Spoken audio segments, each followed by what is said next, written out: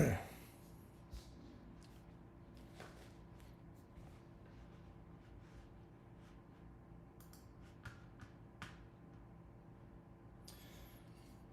right. So welcome everyone. Definitely respect Ty trying to wrangle all this stuff together as he gets the podcast up every week. I haven't streamed in a while, and I kind of showed as I was trying to fumble around and get everything to work. But we're here. We are ready to go. So it is the latest episode of the LA Poker Roundup. I am here. My name is Derek, and I'm without my partner in crime, Ty, because he is taking a much needed vacation. But we got a full docket of stuff to talk about today. We're going to talk a little bit about, how did everything go with the commerce of the WSOP? We put up a survey, which I'm going to talk through in a little bit. A whole bunch of happenings over the World Series of Poker. A couple of local players went very, very deep in that mystery bounty. We got some controversies around solvers at the tables, and a whole bunch of other fun stuff happening around mystery bounties and what's coming up next. So let's just get started. All right, so here on screen, I have these responses for a survey that I put up on Twitter. So we got 22 people to respond. And basically it was just trying to see how did everything go at the World Series of Poker Circuit event at the Commerce. So overall, it looks like the overall experience was very good. It was 4 out of 5 with a lot of positives. Maybe everyone's a little bit clustered around the 4, so good, not great, but still very, very positive. How did you like the media coverage, streams, blogs, social media posts? So looks like everything actually clustered a little bit more around the top one, around 5. We got a couple of detractors down here, but overall this is a pretty high score. I think 4.23 out of 5 when you look at the average. What is up, Jesse? And Jesse, is that a new username that you're logged in as? But thank you for joining, and thank you for keeping me company as I'm trying to figure all this stuff out. Next question, how did you like the events? Friday, buy-in, levels, prize pool. So this one got the most positive response. We got, basically the clusters around 4 and 5. I think the average here was something around like 4.6 or something like that out of 5. So very, very positive overall. So this is number one, fantastic for the LA poker scene, like we've been talking about for so long. So glad to have the World Series here. But then, overall it was a very, very positive experience, especially for something that seemed like it was kind of a first try with a lot of new people at the Commerce. GG Poker coming in, trying to set everything up. So I think everything went really, really well. But let's go through some of the feedback. What did people like most about the event? So generally what everyone sort of demonstrated here in terms of what they liked the most was actually all the energy. So there was like Vegas vibes, energy had a big event vibe, structures and atmosphere, really good energy, good people and vibes. So overall, I agree with that, because basically during this event, it just really kind of felt like a big event. Like we haven't had this. Like we have, pretty good events at the Bike, at the Commerce, obviously at the Gardens, but there's kind of nothing like a World Series of Poker or a WPT event coming. So this really demonstrated all that energy, right? And what's up, Frank? Welcome. Thank you for joining and keeping me company here in the chat. So, so having like the World Series here, attracting all these out-of-towners coming in, so you're actually just getting to play with people that you haven't played with before. Rooms super full, bigger prize pools, you got cameras everywhere. It really just felt like a fantastic event. So I'm super, just super thankful for the Commerce and the World Series for putting it on. So I know there's another event coming, in like October, November. So, really excited to see what happens there. But overall, this was a, really, really fantastic showing. But what didn't people like about the event? So really the entirety of this section, I want to say, was, no surprise to anyone. Really it was about those registration lines. I think it was a very unfortunate situation where I don't know why it happened right there when the World Series of Poker came to town, but it looked like Commerce had a new set of regulations or protocol to follow where they needed to do a second set of validation. This definitely caused the lines to just explode. They definitely got faster and more efficient with this as the tournament went on. So, you know, obviously going to be a lot of growing pains, whole lot of stuff going on, sometimes things not out of their control. I also shared this feedback with some of the commerce executives, and they did say that they're going to make sure that they're already thinking through some ways to basically speed up the process, maybe do some pre-registration. So overall, I think that things are going to definitely get better over time. Everything else, you know, like somebody said, I didn't win a ring. A lot of us did not win a ring. Dinner break, you know, I think the dinner break was really unnecessary. I don't feel like I heard anybody that was like really excited about the dinner break. So I think we can definitely get away with just, you know, not having a dinner break, letting us end a little bit early and just have everybody just kind of eat at the tables like they do, or, you know, in between breaks. Yeah, so anyways, overall, it felt like even with those kind of hiccups that obviously the event went super, super well. We're really excited to see what comes next. So yeah, we got Larry Kwang, Paul Lee also made the final 18 along with Eugene Tito. So I'm definitely going to go over some of that in a minute about some of the World Series of Poker happenings over there with our locals. So thank you for the spoiler alert a little bit. Yeah, thank you, Frank, for coming and joining us. Know you got a whole lot of poker activities going on over there. I imagine you're just sitting there with like hands full of devices, trying to give us updates and everything as you do, the best field reporter in the game. What's up, SLC? No early reg at WSOP was illogical, would have helped alleviate lines. Yeah, you know, I agree with you. They definitely could have done better there. And they should have been a little bit more prepared to that. I think anybody should have sort of realized that basically, you know, if you're going to have this type of regulation coming, that's going to slow things down. So maybe you should have tried to do something about it. But, you know, we're going to give them a pass because, again, when you kind of look at the overall experience, everything went really well, right? And I think they're going to keep, you know, continuing. And they're very, you know, I'm going to tell you right now that they are listening to us. So it's very, very good. The community keeps speaking out. When I put out these surveys, please fill them out so that we can get that over to the commerce. So like, as I said, as soon as I lock this down, I sent them everything, a spreadsheet that had all this feedback, and they're definitely going to read through it and act on it. So, okay. So now let's go on to the next topic. And, you know, as Frank and Jesse mentioned in the chat, we had some familiar LA locals go very, very deep in this mystery bounty event. So Larry Kwang, you know, obviously super reg, busted out in 17th place. Unfortunate cooler to Paul Lee, who is another LA local. Ace Queen to Ace Jack, so very, very unfortunate for him. And I believe Paul finished somewhere in the top 18, but then we have another really, really big update here. And I'm going to try to get here. And Eugene Tito, everyone knows Eugene, took third place for $407,970. Are you kidding me? What a score from just a freaking legend in the LA poker scene. So congrats to Eugene. I think if anybody kind of catches up on a couple of the hands that happened, he definitely played some baller ass hands. So definitely, you know, check this out. But what an unbelievable showing from Eugene. So congrats to him. And we're gonna actually show one of these hands where he had pocket aces.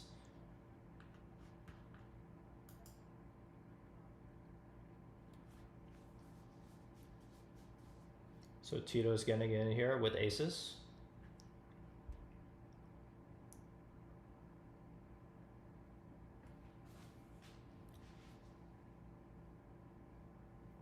And this is such a sweat, right? At a final table, it's great to have aces, but you're just thinking about every single way you're about to lose this hand. Look how chill he is, though. Freaking legend. And you got Dave Tuckman talking about Eugene too. I think every LA local knows who Eugene is.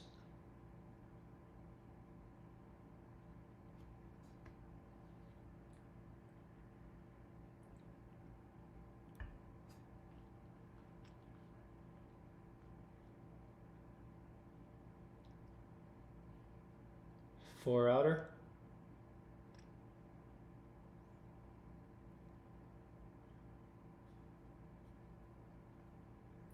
And Eugene survives. He survived this hand and was able to ladder his way, you know, all the way up to that really, really awesome finish in third place. So just unbelievable, unbelievable finish for him.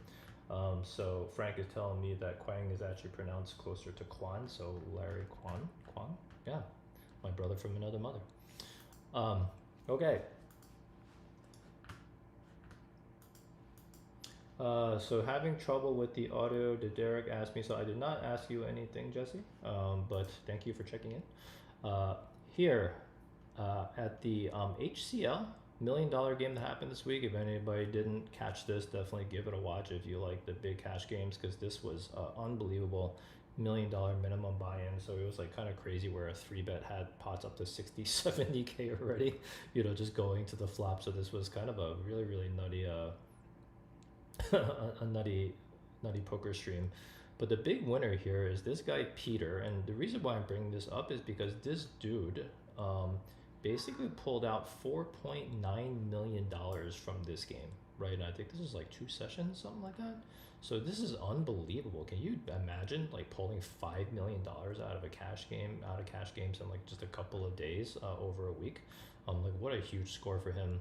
Alan Keating, obviously another legend cash game player, also pulled down about 3.5 million, or no, not 3.5. What did he do here? 2.4 million pot. So I think he also pulled in a couple of millions, $2 million in his 2-day stint. So obviously a lot of chips flying around here. But definitely cool content out there right now, and congratulations to the HCL for continuing to put on such awesome streams, getting these huge players in here with this huge stacks of chips. All right, next.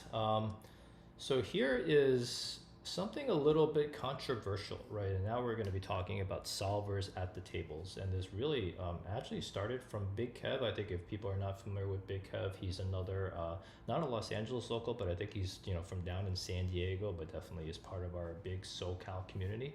A very recognizable dude. So he basically posted at the Orleans, there's a guy looking at a hand, right, like while he's in the middle of playing.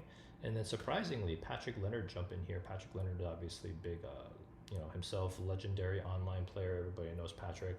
Awesome Instagram, by the way. So super fun to be watching him, especially during the World Series. His Instagram stories, I highly recommend it.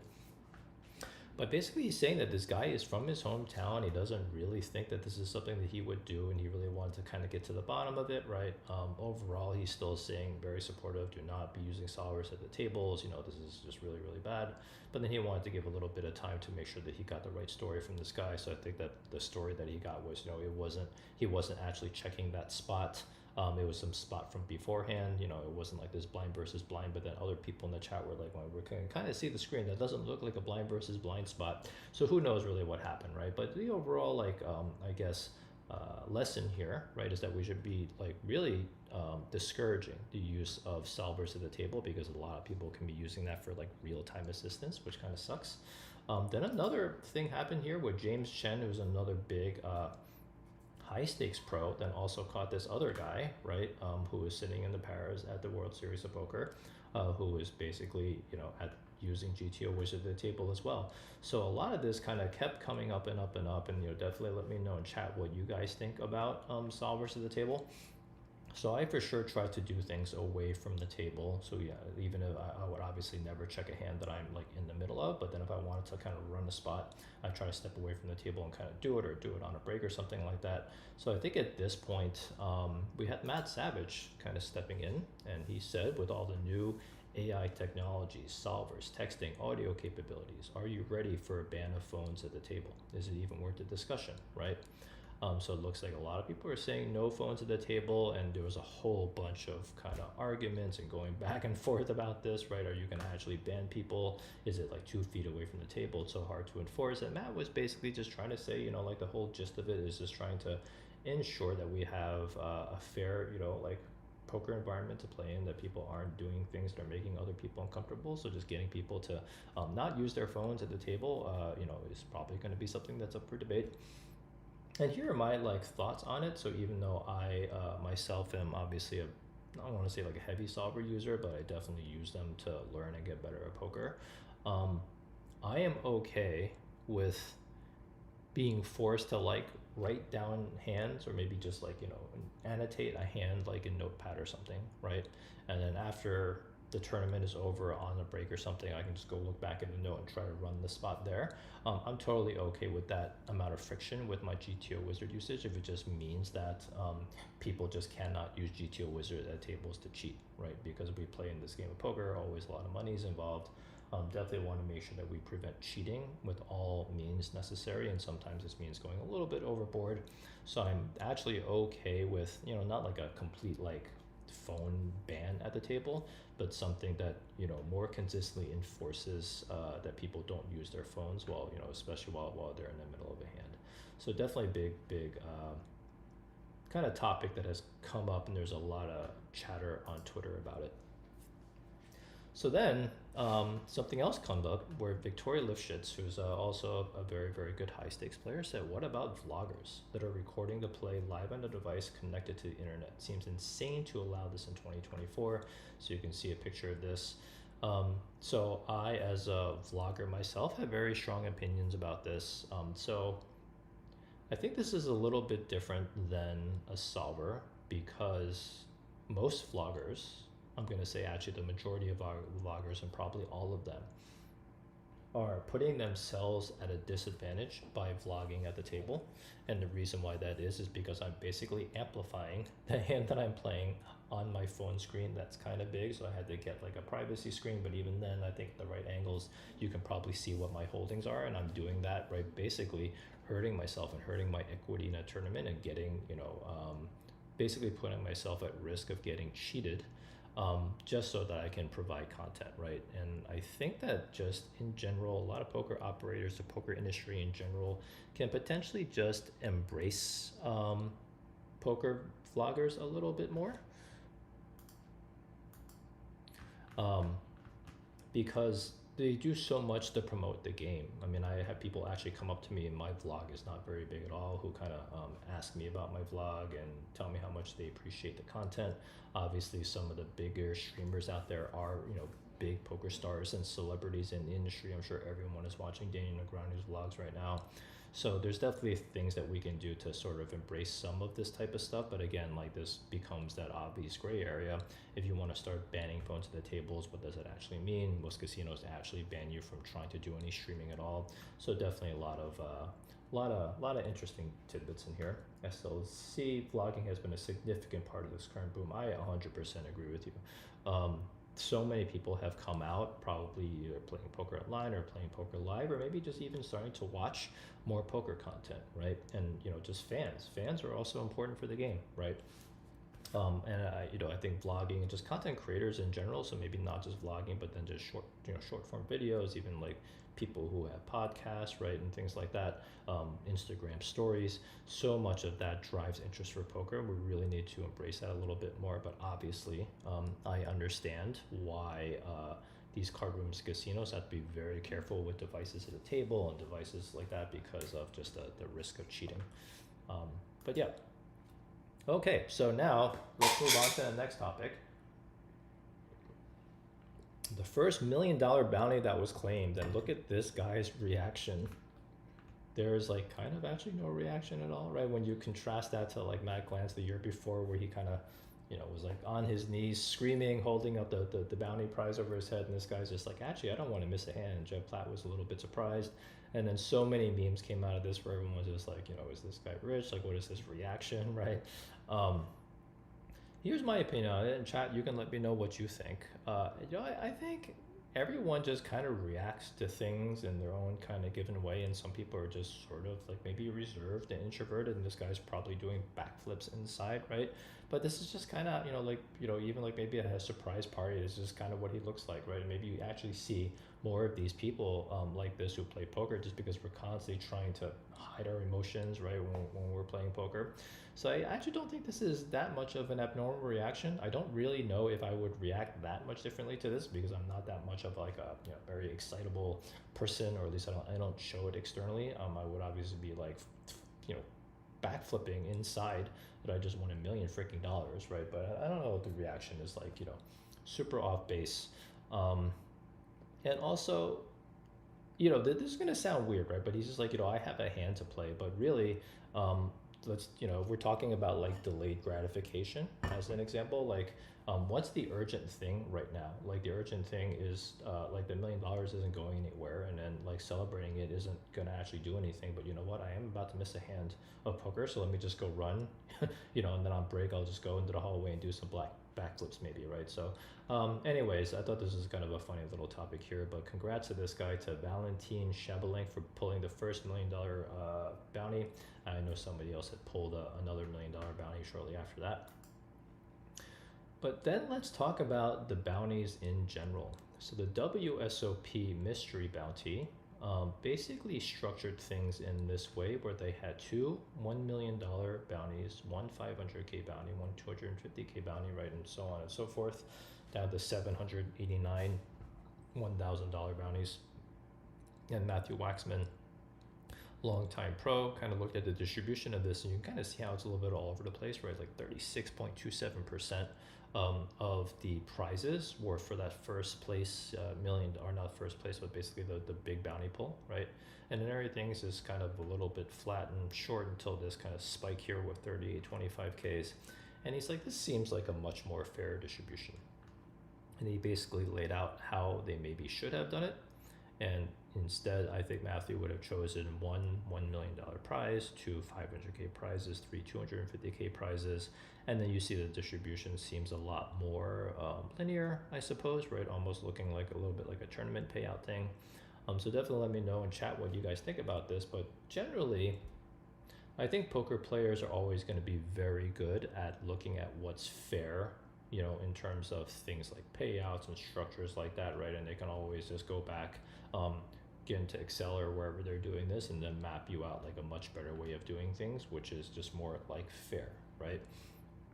But what are we actually after in terms of poker tournaments and prize pools and even mystery bounties? I'm going to say that all of these, number one, is obviously something for people to enjoy this vocation that we love, right? And also go out there and compete against each other. But then generally it's also to grow the game, right? So what grows the game is probably two $1 million envelopes, even though you have like a one in whatever it is, like 6,000, 7,000 person chance of pulling it out of all the people that sort of entered, right? A very, very slim chance that you're going to pull it, but that's kind of what people come out for, right? So this uneven distribution, I'm going to say, very, very smart people over the World Series, obviously, I'm sure that they kind of looked at a chart exactly like this, but just decided, in their own way with their own measurements, that they felt that this is probably the best way in which they could grow the game. So I think Matthew, and obviously other people should definitely keep adding their comments and their thoughts and their opinions, put it out there on Twitter, put it out there publicly so the World Series and other operators can kind of see what's going on. But yeah, I think overall the World Series probably did the better thing in terms of actually trying to grow the game, make it more exciting, make it super exciting that there's two $1 million envelopes. So just because you pull one doesn't mean that there isn't another one for you. So and obviously with a huge turnout that they had, so I think Ty just texted me that they may have beat last year's attendance by like 200 people or something. So unbelievable like turnout they had last year. So this is really exciting for us to see that the poker boom is continuing and continuing to grow. So on a little bit of a funny note, so Matthew Affleck, who is famous for busting right before the final table of the World Series with aces against jacks against the eventual winner, I kind of forget his name now, in a really brutal hand, and he had a little bit of a lip quiver and a little bit of a cry. And I remember Matt Savage, the next time that Matthew Affleck was at the LAPC, he said, "We got a crier here," and then he pointed over at Matt. So a little bit of fun, but Miss Matt Savage over here. And what's up, Brad? Welcome. Thank you for joining in the chat and keeping me company while I'm trying to fly solo here with the podcast. So Matthew made a statement here. Mystery Millions, 1,000 envelopes to start day 2. They should have 25 bad envelopes. 0. 1 round penalty, 1 just out of the tournament. You just completely take your chips out of play. He says, "I'm being serious." I think I just put this up here because I think this is, pretty funny. I can't imagine just like a bunch of punishment envelopes for you at the very bottom. I think that would certainly make it more exciting, right? Because then just something really bad can happen from like pulling out like one of these envelopes, and then you have a 1 in whatever chance, where it's like 3,000 chance or whatever, how many envelopes there were. of actually just getting like punted from the tournament like right away. Could you imagine just like pulling this as a chip leader? Like that would just be brutal, right? Um, Obviously, I don't think this thing would ever fly in something that has that much money at stake, but you know, just a funny thing to kind of think about. Brad, that look in his face looked like Affleck saw it go. Yeah, that was just brutal. I remember watching it too, and I was just like, man, that sucks because this guy was playing his heart out. I felt like, and that was the same year as Joseph Chong too. But I felt like Matt Affleck was probably playing the best out of the people that were left. I probably have to go back because I haven't watched that thing in like 10 years or whatever, right? But yeah, that was an absolutely brutal hand. He would have gone into the final table with a humongous like chip lead, pocket aces, dream scenario, and man, he just got sucked out on by the winner who just honestly just like played his hand like pretty stupid. But you know, it is what it is. Yeah, Duhamel. Duhamel was the guy. Duhamel was the guy that I think did something kind of spewy with jacks. I don't know. I can't remember what the hand was. I'll have to go look it up afterwards. Um, all right, next topic. So we might end a little bit early today if we kind of get through all the topics that I had. But we have this. So if people are familiar with this Becker versus Tice bet, and I think this kind of originated from Daniel Negreanu had found Jeremy Becker like a long time ago, and he's like, "Who is this freaking kid who wins like every single daily? It seems like every single daily in Las Vegas, this kid is winning. Like, what the heck is going on?" Obviously, Landon Tice is part of Matt Berkey's kind of group over there. Very very studied in terms of solvers, right? Where Becker is, he proclaims to not have a computer. I guess I'm just going to take it at face value that he's actually not using solvers at all. But this is just a pure battle between somebody who's like a pure exploitative read-based player and then somebody who's very, very polished in terms of like, you know, basically being able to use solvers to improve his play. So they have this cross book that, you know, I think basically the main bettors were, I think, Daniel and Berkey. But then obviously a bunch of people are piling in, you know, in terms of like side bets and things like that and join that cross book. But the cool thing here is that poker.org is putting up this tracking article. So definitely give it a check. And the reason why this is interesting is because they're going to be tracking both wins and losses. Like wins and losses are not part of the actual crossbook, I don't think. But it is really interesting to see what the actual wins and losses are. Very few people, like outside of Daniel, tend to kind of reveal this information. Sometimes people can get attracted to, you know, tournament poker and just, you know, get drawn to the sexiness of these like $1 million prize pools, but people don't realize like how much money people are actually spending in terms of buy-ins, right? That probably puts your margins at around like 15-20% for probably the very best players. So it's not like so I think it's very, very transparent, right, to have this type of article, very educational for people and also just fun to follow, right? So it looks like right now Landon is minus 4,500 while Jeremy is up 4,200, and fortunately for Landon, he ended up taking second place in a WPT event, big event, for a ton of money, but obviously it doesn't count towards his WSOP bet. But definitely check out this article, check out these guys on Twitter. Super fun sweat this summer to watch these two, you know, young guns going at it. All right, next topic. So this guy, you may not recognize this person, won the $25,000 buy-in heads up tournament at the World Series of Poker. And that thing is just absolutely littered with monsters, right? Absolute monsters, animals of players. This guy kind of came out of nowhere and just shipped the whole thing unbelievably. Here's the funny thing is he apparently used half of his bankroll to enter this one tournament. So he said that it was basically half his bankroll. So we're saying it's a 50K bankroll just to buy into a 25K heads up. I looked him up on Hendon Mob, and I think he probably has like less than 100K in earnings or something around that range. So yeah, this guy just, I'm not really sure where he came from or what happened, but he just jumped in and decided to enter one of the toughest tournaments probably of the World Series of Poker sort of schedule. This 25K heads up, and he ended up winning this bracelet, and that's an unbelievable bracelet to have. I would love to have a 25K like heads up bracelet sitting on my mantle somewhere. So Brad, so true to your point. the year Dan Smith shipped his first bracelet, he was in for 1.1 milli and won like 750K, ended up in the red for, yeah. I don't think people realize like, how much money gets put into buy-ins, right? And I've actually expressed this before about like rebuys. Like, don't glorify re-entries. Like, I kind of joke about it on Twitter, but I try to actually myself be very careful with re-entries. I'm starting to get a little bit better. Like, Sammy even said he was very like proud of me, because there was like one day where I had busted a event at the gardens during the rebuy period, and I was like, you know what, I'm not feeling it. I just went home, and Sammy's like, wow, I'm surprised that you didn't fire 3 more bullets there. But I'm being much more careful with that because your ROI is so important, right? I don't think people really understand that. So even I think Daniel has been the most transparent about how much he's been losing at the World Series, right? He's putting up big numbers in terms of earnings, but people don't realize like how much you actually spend to enter things. And this isn't even taking into account all your travel expenses. Like, for all the LA people that are over in Vegas right now, I'm sure that you are completely eating it right now in terms of food costs, right? So maybe, unless you're like Frank, who's probably driving over to Chinatown, I think, and bringing back some food, but like basically you're just kind of eating around and about. And even if you're just like trying to eat at like Subway and like Nathan's and like whatever like cheap places that you can find within walking distance, you're still paying out the nose for a ton of food, like food and things like that. And obviously flight, hotel, or renting a car, or whatever it is, however you got over there, a lot of costs associated with playing tournament poker. So, but in any case, I think this guy is absolutely wild. Just sort of came out of nowhere, not a lot of earnings. I don't know how much experience he actually has, but he's just jumped in this crazy ass 25K heads up and shipped it for half his bankroll. But congratulations to him.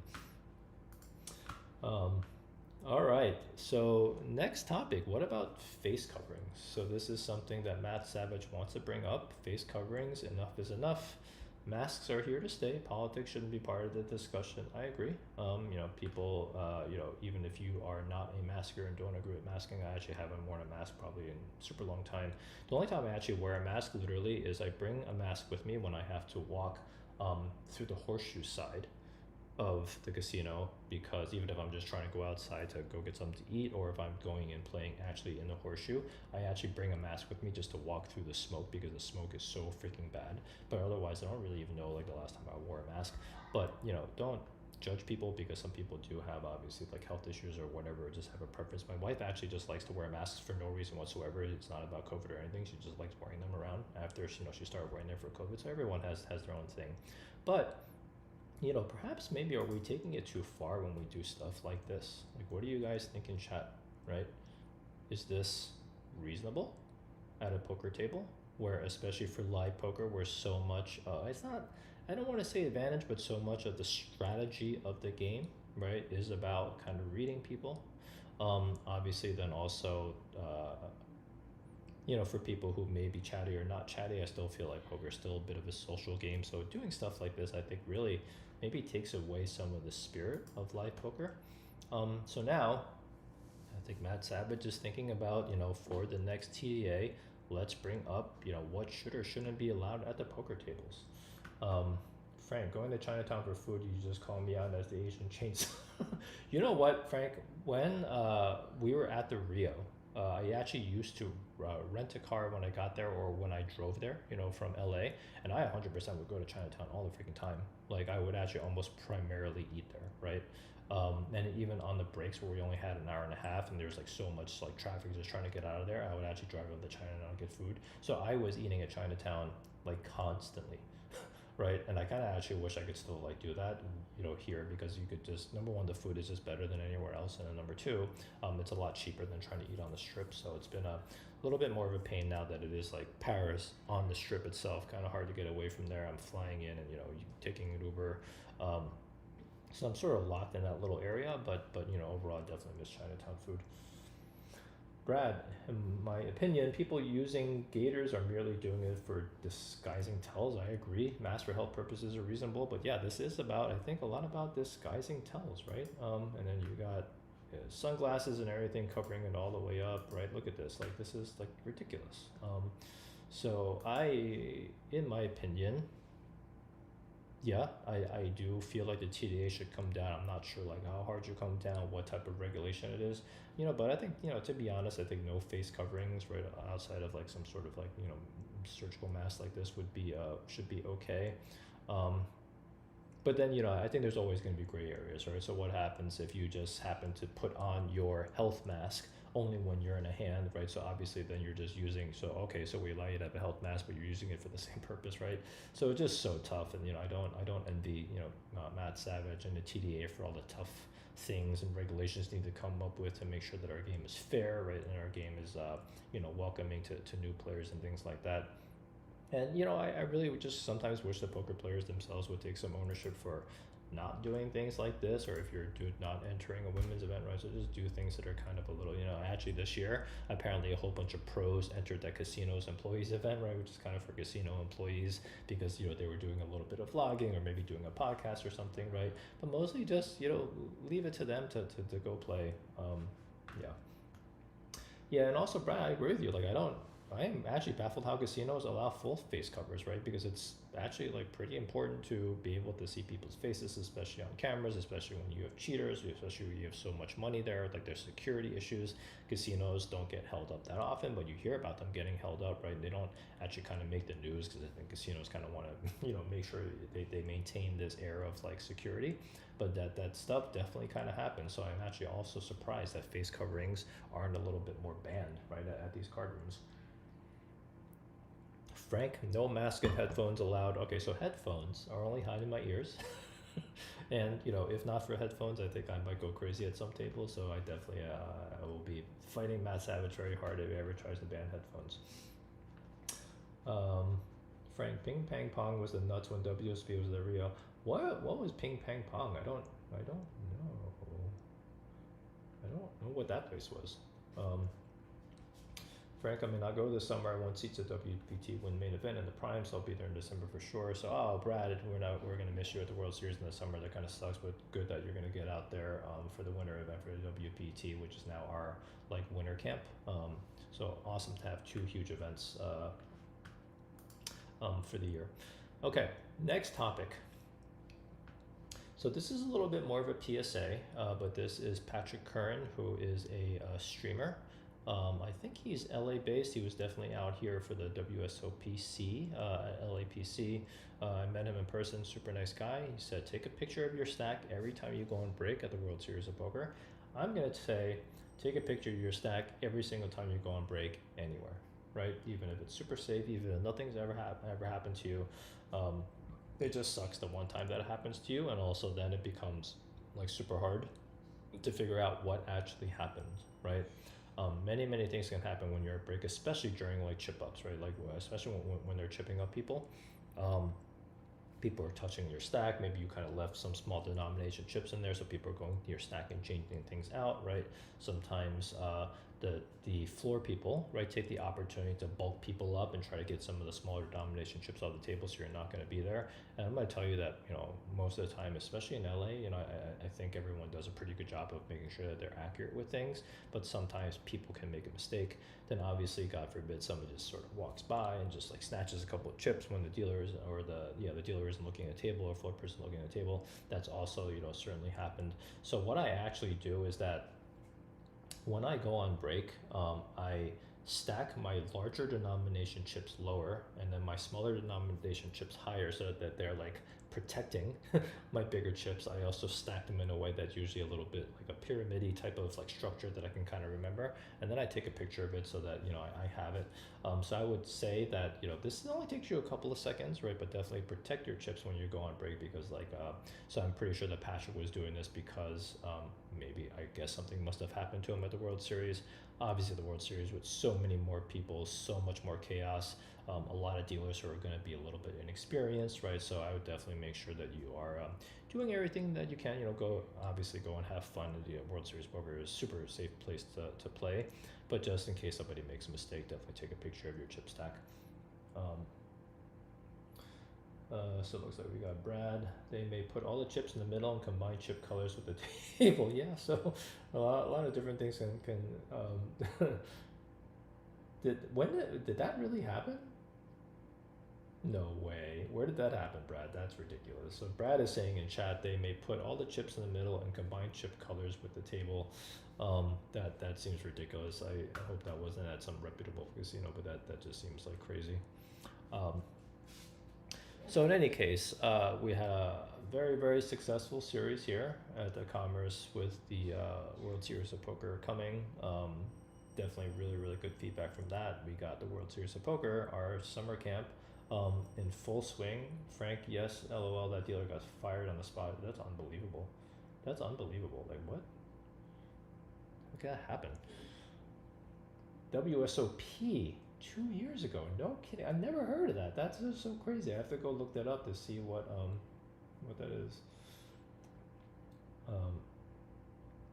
Oh, so actually going back to Frank, inside Gold Coast, open until 3 a.m. at Hidden Gem. You know what? I literally never knew that. So Frank, I kind of wish I knew you a little bit better when we were at the Rio, so I could have gone there.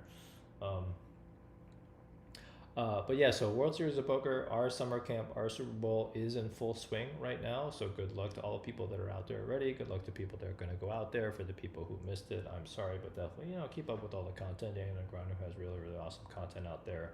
A lot of updates on Twitter and everywhere else. Obviously, you can watch a lot of the streams on Poker Go and on YouTube.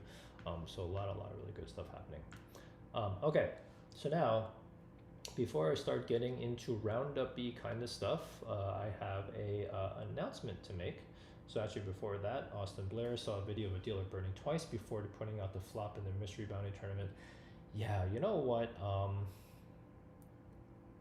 a little bit torn on this, right? So you're going to run into extremely inexperienced dealers at the World Series of Poker, and this is just a function of how many freaking dealers there needs to be, right? The mystery bounty, which isn't even one of their biggest tournaments, just got like 7,000 plus runners. Like, that's just freaking insane.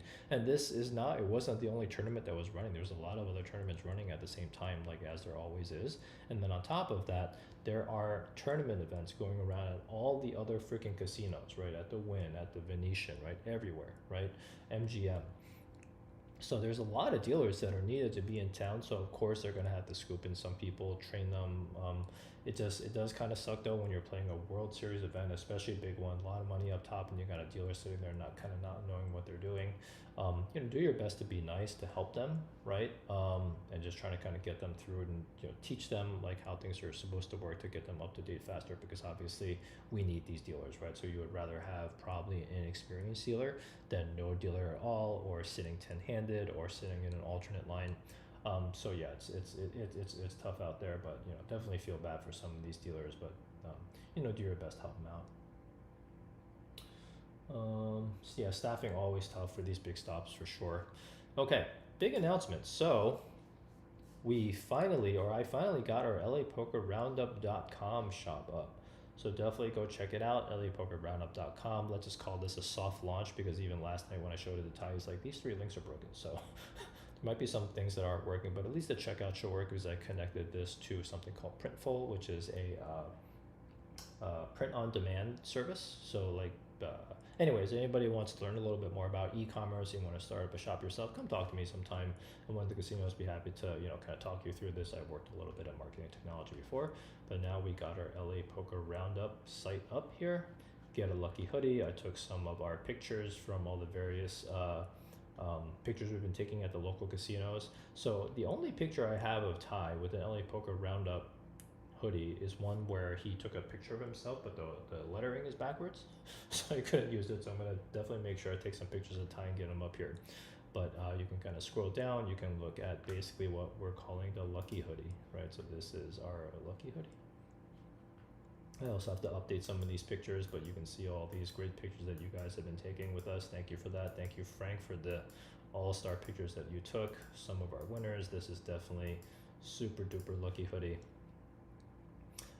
You can pick the different sizes and colors, so these are the ones that we have ordered. Right? We now have some requests for ladies t-shirts, and now we have these ladies t-shirts. We have them in a couple of different options, based on the lettering. So you have like different colors and different sizes. So this kind of looks all official. What do you guys think, right? Thought I did a pretty good job. This is sitting on Squarespace. I don't have a lot of experience putting stuff together, but now we have all this LA Poker Roundup gear. But here's what's exciting. Somebody, and when I say somebody, I'm talking about Jeff Platt and Buffalo Hanks, when they were here announcing, called LA Poker players blasters, right? These guys are blasters. So guess what? We got some LA Blasters hoodies up here for you to check out. We also got the awesome LA Poker Roundup lettering on the left sleeve. So I ordered one of these myself, so I'm gonna go check it out and let you guys know how the quality is. But if you want to, you can go to lapokerroundup.com, order a couple of these yourself right now. And also men's LA Poker Roundup t-shirts. Important note, on the homepage, if you drop in your email address, you will get a free shipping code, which you can use on checkout to get free shipping. So definitely make sure that you are dropping an email address in here to get your free shipping code. I'm going to quietly say to the people on this podcast that that code kind of is just going to be sitting there, doesn't expire for a couple months. You can use it over and over again if you want to, but please don't, try not to share it, because I would rather have people, it's very important for our growth that people kind of leave an email address so we can contact them and let them know when we have like new stuff coming up and stuff like that. So, but obviously me and Ty aren't going to bother you very much. It's going to be more just like, hey, we got a new line coming, right? Or hey, you have something in your cart. This is really awesome. Thank you, Brad, for this. And thank you everyone so much for your support of the podcast. I don't think we would have gotten this far without you. Thank you for everyone for supporting us and getting these hoodies in the first place right now. And I am actually really glad, right, that these hoodies are bringing people luck, right? Obviously, I think you should take all the credit for your good play, but then to have so many people making final tables, shipping tournaments with these hoodies on makes me so excited. Hopefully I'll be able to ship something with our own hoodies sooner or later, but at least I've made like a final table or two myself, which has been kind of nice. That is really, I do too, and I better get a commission cut for hoodie sales. So Frank, we're gonna work something out, buddy. We're gonna work something out. So these hoodie sales are probably gonna net us, I'm gonna say that the hoodie sales right now, I predict, are not going to even break even on our cost per year to even do all our incorporation stuff and things like that. But hopefully, we get this some amount of scale where we're making a little bit of money off of this. But I don't think me and Ty are obviously gonna get rich off this merchandise. If you have ideas, right, for other merch in terms of number one, like designs or things that you think would be kind of cool to put on, definitely let me know and I can see what I can work out. If you want other things in terms of I think they have like some zip ups and stuff too. Let me know if there are other styles of things that you want. Drop them in chat, drop them in comments, reach out to me directly. I'd be happy to set some of that stuff up and make them available here as well. But for anybody who is wearing our stuff out there at the World Series of Poker, good luck to you, and I hope you go super deep in a lot of stuff. Can you put a link to the chat in the site? That would be smart. That would be smart, Brad. So thank you for that. And it is just lapokerroundup.com. And I'll probably make a couple more updates here and there to this as we go. But okay, so let's get to the roundup. So what is happening around LA? So thank you to Kathy, our beast mixed game player, who actually was also on a poker space this morning. She gave me a ping and I gave her a little bit of a retweet there. So definitely check out her poker space. I think she talked a little bit about her awesome adventures over there at the World Series of Poker circuit at the Commerce Casino and how she shipped a whole bunch of stuff. But she shared with me this, and I had no idea this was happening, but Lucky Lady right now, Friday, May 31st until Sunday, June 16th. So if you are in town, you're jonesing for a little bit of poker action and you're not able to get out to the World Series, or you're maybe going to get out there a little bit later, or maybe you're just back home for a couple of days before you get back out there again. A lot of really nice events happening here. So let's see, we are right now on the 4th. So it looks like, Wednesday, so it looks like this 50K heater, which is a $335 buy-in with a day 2 on Saturday, is going on this week. So if you have, some time, get out there and play that. I, myself, have never been to Lucky Ladies, but I hear great things about it, so definitely go check that out. 50K starting chips. Then on Saturday, Sunday, looks like they have a 10K, no limit, deep stack on a Sunday with no guarantee, but that's cool. Big O on Monday for mixed game fans, and it looks like a big 100K guarantee from 6/11 till 6/16 with the day 2 on Sundays, which is what we love to see. Day 2s on Sundays, right? This is how you get the big tournaments. 20K guaranteed for first place, $235 buy-in, 25K starting chips. So this is fantastic that we have some nice options here in LA to play while this is going on, and I do believe that the Gardens and the Commerce and all the other places have their normal daily schedule, which I'm not going to go over, but there's definitely always going to be a little bit of action for you, even with the World Series going on. But with that, let's talk about what I just saw at the Commerce. So there's a bunch of giveaways here that you should be aware of. So they have this Monday Mania. So all the Mondays of June, so June 3rd, which just passed, which was yesterday, the 10th, the 17th, and the 24th. These are cash game promotions. So on June 3rd and 10th, between 4 p.m. and at 11 p.m., and June 17th and June 24th at 4 p.m., 9 p.m., and 12 a.m., basically players participating in eligible game, and the eligible games are all cash poker games. So you're playing any cash poker games. Tables are randomly selected and will have a chance to win a predetermined and posted prize by selecting a card that is higher in rank than the card selected by all the players at the table. So this is a high card thing. They're going to go around. It looks like they're just going to pick one table, and then everyone draws a card, and then the highest card wins. And the prizes that are out there is going to be a freaking World Series of Poker 10K main event seat. I feel like they're giving them out like candy over here at the Commerce Casino, but definitely go there, play some cash games, try to get one of these. And then this comes with 2K cash for travel expenses. So this is happening Mondays all through June 3rd, June 10th, June 17th, and June 24th. But then check this out. They have this thing called the Sunday Showdown. So the first 4 Sundays of June, June 2nd, which obviously passed, the 9th, the 16th, and the 23rd, the drawings are hourly, starting at 4 p.m. Again, the players are playing in eligible games, which is any cash poker games at the Commerce Casino. When a table is randomly selected, you will get a chance to win the predetermined prize. And it's going to be another high card thing where everybody at the table picks a card and the high card wins the prize. Look at these. June 2nd. Well, this already passed, but 3 winners for WSOP. I don't know why they put a C here, because I don't think they mean C. This is not a circuit. But 3 winners of WSOP for No Limit Hold'em $800 buy-in on June 5th. 6 winners for the Gladiator $300 buy-in from June 6th to 8th, which is happening this weekend, which I'll go over in a second. June 9th, Sunday, Monster Stack, $1,500 buy-in, so 5 winners for that, and then 2 winners for the Monster Stack on June 16th. On June 16th on the Sunday, 3 winners for the Millie Maker, $1,500 buy-in. So like this is the 2 big ones that are like the mini mains, right, with $1 million for first place between Monster Stack and Millionaire Maker. So you can win a buy-in for that. And then 6 winners for the Poker News $600 buy-in. I'm not really sure what this is, but I guess there is a Poker News sponsored event with a $600 buy-in. I'm sure just like all the other World Series events, that's going to get a big prize pool. Then on June 23rd, Sunday, that's a big one. 10 winners of the Colossus $400 buy-in, and then 5 winners for the Tag Team 1K buy-in. So definitely get out there to the Commerce doing some big promotions. Really happy, obviously, that they're pairing with the World Series of Poker. Not only did they put on a great event, but they have all of this stuff going on in terms of giveaway, in terms of seats for stuff. So just go out there, grind some cash games, eat some good food, and then hopefully one of you guys, one or maybe several, or maybe all of our podcast listeners can ship some seats to these awesome World Series of Poker events. So now, what do we have coming up at the World Series of Poker? So again, we are on June 4th. So let's scroll down to June 4th.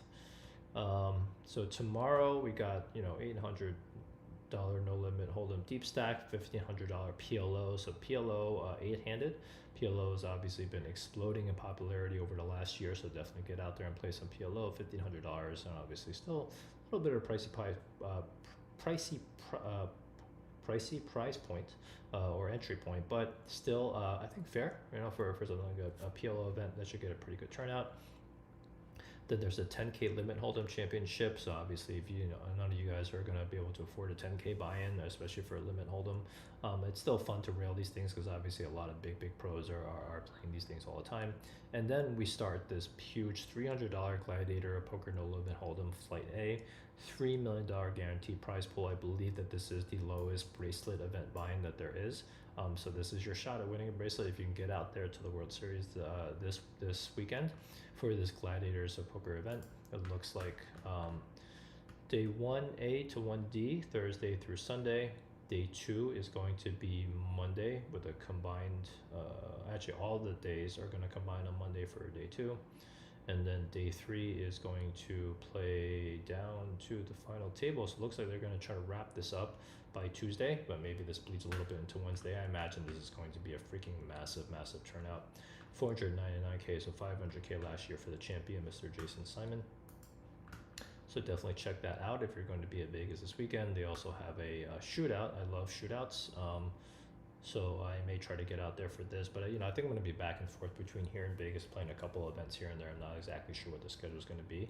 I'm kind of depending on how I can get away from work. But so really cool shootout event happening on Friday.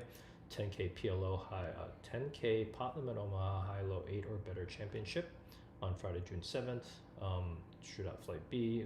So this weekend looks like it's mostly going to be the Gladiators, which I'm sure is going to completely fill up all the rooms. It's probably going to be one of the most chaotic weekends there's going to be with that many people out there playing this. Then Deep Stack on Saturday. And then as we're rolling into next week, looks like 25K high roller if you want to rail that. Some big O stuff. And then we'll go over maybe more of the schedule next week when Ty is back. But definitely a lot of stuff going on. But that Gladiator event looks like it's going to be really good. So if you're out there in Vegas, definitely go there and check it out. And last thing, so actually that was all I had. So that was it.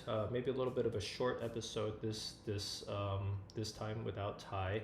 I definitely had a little bit of a struggle trying to get everything all set up. So I apologize for people that weren't here early watching me kind of fumble around trying to get things to work. So Brad said Mystery Millions just ended. Who won? Did they already have the winner up here? Let's see. Let's go take a look. Probably don't even know. Malcolm Trainer. Carson Richards. This guy with this. I forget what the name of the Pokemon is. What is that? The Carp something? Eliminating the second place. I don't know who Malcolm Trainer is, but like, what was the actual prize pool? So $1 million looks like for first place, plus whatever bounties he got. 536K for second place. Obviously Eugene here with the 407K. So congratulations to all those winners. But yeah, super excited for myself. I haven't been out to Vegas yet for the World Series this year, but super excited to get out there and start playing a couple of things. And again, good luck to all of you who are out there already playing. Okay, so that is it for us this week. Next week, Ty will be back, and then we will have our regularly scheduled program. But thank you everyone for joining, keeping me company in chat for sure. And if I don't see you in Vegas, I will see you at the tables somewhere